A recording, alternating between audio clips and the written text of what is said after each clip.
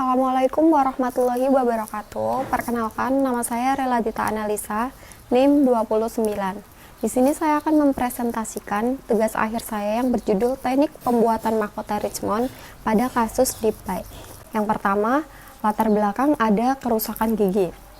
Kerusakan gigi ada dua. Yang pertama, karies dan juga trauma. Karies yaitu kerusakan gigi yang akan mengakibatkan demineralisasi struktur mineral gigi. Trauma dapat ditandai dengan terputusnya kontinuitas normal suatu struktur jaringan dan seringkali disebabkan oleh benturan yang keras ataupun pukulan. Setelah gigi itu mengalami kerusakan, kemudian dilakukanlah perawatan saluran akar. Nah, di perawatan saluran akar itu memberikan peluang untuk meningkatkan penguatan mahkota dengan memasukkan pasak ke dalam saluran akar. Pada kasus tersebut, Deep Bite itu diberi atau diindikasikan menggunakan mahkota Richmond. Jadi mahkota Richmond di sini merupakan sistem pasak dan mahkota tuang yang dapat dimodifikasi karena keduanya merupakan unit tunggal dan digabung menjadi satu. Pada mahkota Richmond ini menggunakan bahan logam dan juga keramik. Jadi restorasi logam keramik ini adalah gabungan antara logam dan juga keramik atau porselen fusi metal atau logam. Merupakan perpaduan yang tepat untuk mendapatkan restorasi yang estetik dan juga kuat. Teknik gigi perlu memperhatikan teknik pembuatan restorasi mahkota Richmond untuk kasus Deep Bite yang benar, agar menyerupai gigi asli, estetik, dan juga dapat berfungsi sebagai gigi asli. Yang kedua, ada rumusan masalah bagaimana proses pembuatan restorasi mahkota Richmond pada kasus Deep Bite. Yang ketiga, ada tujuan untuk mengetahui prosedur laboratorium tentang pembuatan restorasi mahkota Richmond pada kasus Deep Bite. Kemudian yang keempat, ada manfaat. Manfaat ini untuk menambahkan pengetahuan dan wawasan bagi mahasiswa teknik gigi tentang pembuatan restorasi mahkota Richmond pada kasus Deep Bite. Bab 2 ini ada kerusakan gigi. Kerusakan gigi ada dua, karies dan fraktur. Yang pertama, karies gigi merupakan penyakit infeksi yang menyebabkan demineralisasi progresif pada jaringan keras, permukaan mahkota dan juga akar. Kemudian, karies disebabkan oleh adanya interaksi antara bakteri plak, kemudian diet, dan juga gigi. Kerusakan gigi yang kedua ada fraktur. Fraktur gigi adalah suatu kondisi gigi geligi yang memperlihatkan hilangnya atau lepasnya fragmen dari suatu gigi utuh. Maloklusi Deep Bite. Jadi relasi Deep Bite merupakan suatu kondisi tertutupnya anterior mandibula oleh gigi anterior maksila pada bidang vertikal secara berlebihan, melebihi tumpang gigit normal maupun melewati sepertiga insisal gigi insisif mandibula. Mahkota Richmond. Mahkota Richmond itu diperkenalkan pada tahun 1878 oleh dokter gigi US bernama C.M. Richmond dan memiliki satu unit mahkota dengan facing keramik. Awalnya itu memiliki tabung berulir di saluran akar dengan mahkota ulir. Kemudian dimodifikasi untuk menghilangkan tabung ulir dan juga mahkota satu unit. Mahkota Richmond merupakan gigi tiruan tetap dengan pasak dan juga mahkota di mana bagian pasak masuk ke dalam saluran akar dan mahkota menggantikan seluruh permukaan mahkota gigi asli. Restorasi logam keramik adalah restorasi yang terdiri dari substruktur logam ataupun coping yang menutup struktur jaringan gigi yang dipreparasi dan mendukung lapisan keramik yang berikatan secara mekanis dengan kimia dan juga dengan coping logam. Restorasi logam keramik digunakan pada gigi anterior maupun posterior. Selanjutnya ada bahan logam pada restorasi logam keramik. Yang pertama, base metal alloy. Nikel kromium memiliki sifat mekanik kekuatan tarik-menarik.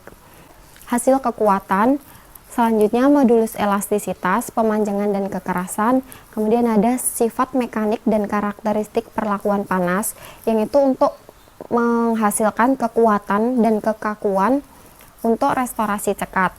Kemudian, nikel kromium digunakan pada suhu 1200 derajat Celcius.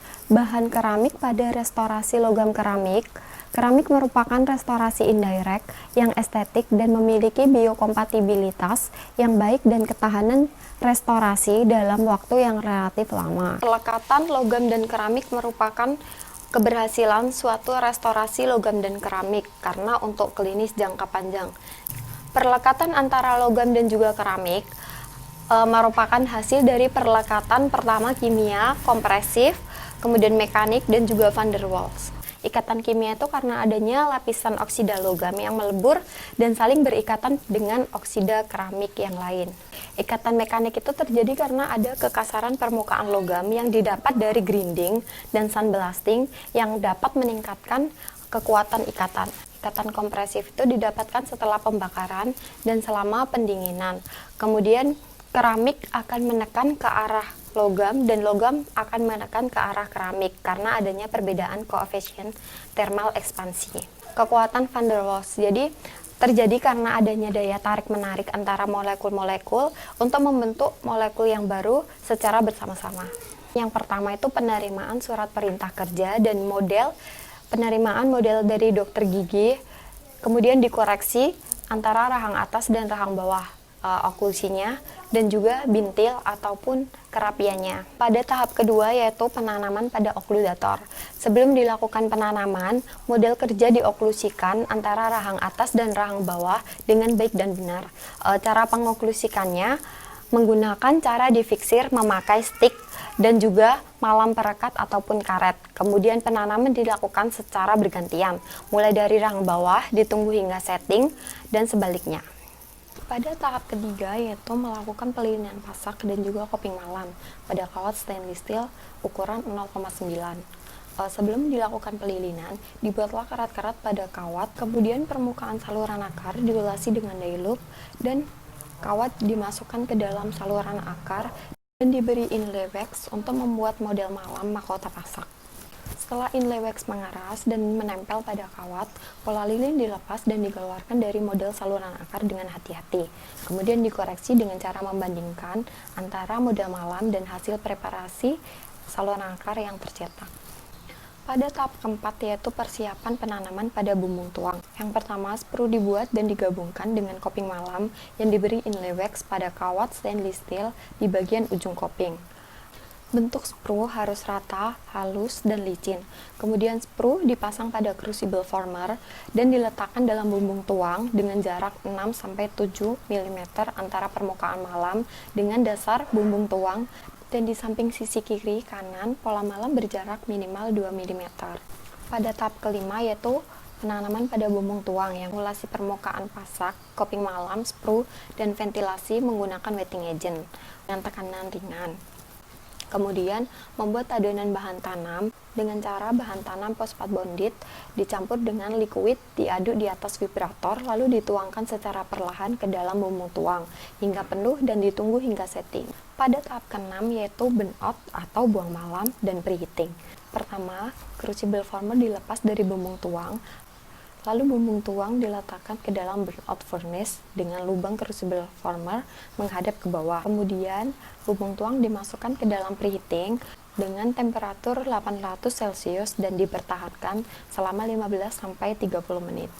Pada tahap ketujuh yaitu penuangan logam ataupun casting dengan cara menggunakan mesin sentrifugal diputar sebanyak 3 kali searah jarum jam dan dipasang kunci. Saat logam mulai meleleh sempurna, kemudian pengunci dilepas dan logam akan terdorong masuk ke dalam mold. Kemudian diambil, diletakkan posisi menghadap ke atas. 8 yaitu fitting. Fitting merupakan tahap yang dilakukan pada model kerja dengan menggunakan V-checker, menghilangkan kelebihan bintil-bintil pada fitting surface. Yang ke-10 adalah sandblasting to ultrasonic cleaning dengan cara coping logam dimasukkan ke ultrasonic cleaner yang berisi cairan alkohol dan aquades. Pertama, coping logam dimasukkan ke dalam alkohol selama 10 hingga 15 menit. Selanjutnya dimasukkan ke dalam aquades dengan waktu yang sama. Dilakukan degassing coping logam dengan cara dimasukkan ke dalam porcelain furnace dengan suhu awal 403 dan suhu akhir 980 tanpa menggunakan vakum. Setelah furnace terbuka, kemudian logam diambil dan diaplikasi opek. Yang pertama yaitu disebut slurry, mengulasi permukaan coping dengan adonan opik tipis-tipis dan diberi tekanan dan dibakar pada suhu awal 403 hingga mencapai suhu 980 menggunakan vakum. Dilakukan pengulasan dengan adonan opik secara menyeluruh dan rata hingga menutupi warna logam kecuali bagian strat dan kolar. Aplikasi dentin, enamel, dan transparan. Pertama, dentin diaplikasikan pada permukaan yang di daerah servikal hingga insisal sampai membentuk anatomi yang diinginkan. Kemudian pada daerah sepertiga insisal dentin dilakukan pemotongan dengan bentuk bevel untuk tempat enamel dan transparan. Pembakaran dilakukan pada suhu awal 403 derajat Celcius sampai suhu akhir 920 derajat Celcius menggunakan vakum. Setelah alarm sudah menyala, kemudian dilakukan pembentukan anatomi. Pembentukan anatomi dengan cara mengurangi bagian yang berlebih dengan menggunakan mata burstone ataupun diamond hingga terbentuk anatomi yang sesuai dari gigi. Tahap selanjutnya yaitu finishing keramik. Pada tahap ini permukaan keramik dipulas menggunakan rubber khusus untuk keramik dan dipulas hingga halus lalu dimasukkan ke dalam ultrasonic cleaner. Kemudian dilakukan glazing yang menghasilkan permukaan akhir restorasi keramik mengkilap. Pembakaran dilakukan pada suhu awal 403 derajat Celcius hingga mencapai 900 derajat Celcius tanpa vakum. Finishing logam. Permukaan logam bagian kolar dipulas dengan rubber merah dan hijau, kemudian dirapikan atau dikurangi bagian sisa keramik yang menempel pada logam. 5 itu ada pembahasan. Gigi mengalami kerusakan, kemudian dilakukan perawatan saluran akar dan diberi pasak dan inti. Karena ada kasus dibite pada gigi, maka diindikasikan memakai mahkota Richmond. Jika diberikan mahkota logam keramik pasa inti, maka tidak ada tempat untuk inti dan restorasi logam keramik. Logam dan keramik memiliki koefisien thermal ekspansi yang hampir sama, namun titik lebur logam lebih tinggi dari keramik supaya tidak mudah distorsi. Yang harus diperhatikan pada saat pembuatan mahkota Richmond, yang pertama yaitu retentif, kemudian yang kedua stabil, yang ketiga fungsional dan estetik, dan yang keempat tidak mudah fraktur. Retentif didapatkan pada pelilinan pasak yang dibuat sesuai dengan batas preparasi dari saluran akar gigi. Kemudian yang kedua, pasak tidak boleh terlalu pendek karena mengurangi retensi dan harus dibuat sesuai panjang saluran akar. Panjang pasak setengah sampai 2/3 panjang akar. Yang kedua yaitu stabil, memiliki fleksi di atas gaya, kemudian mengurangi jumlah antarmuka antara komponen. Restorasi mahkota logam keramik membantu untuk mencapai efek monoblok. Fungsi dan estetik. Pelilinan inti harus sesuai dengan miniatur gigi insisif. Kemudian ketebalan keramik 1,5 sampai 2 mm. Pemulihan lengkung anterior. Proximal strat diletakkan di bagian yang paling lingual atau desain kontak keramik.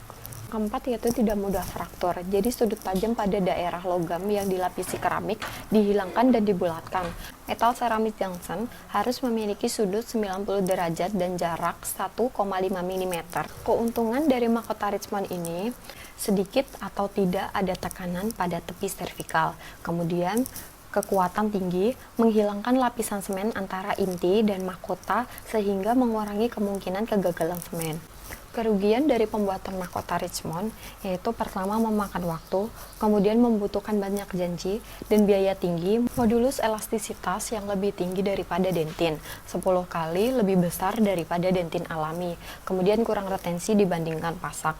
Pasak juga bertindak sebagai transfer beban oklusal, dan jika bagian keramik mengalami kerusakan, maka sulit untuk mengambil restorasi dari saluran akar tersebut yang akan menyebabkan kerusakan pada gigi. Di sini menggunakan logam nikel kromium. Kelebihan dari nikel kromium adalah merupakan komponen yang tahan karat, kemudian ringan, dan juga keras. Komposisi nikel kromium yang digunakan ini merupakan logam campur yang terdiri dari nikel, krom, silika, boron, karbon, mangan, dan juga besi. Kerugian dari penggunaan nikel kromium sering menyebabkan reaksi alergen atau alergi pada penggunaannya.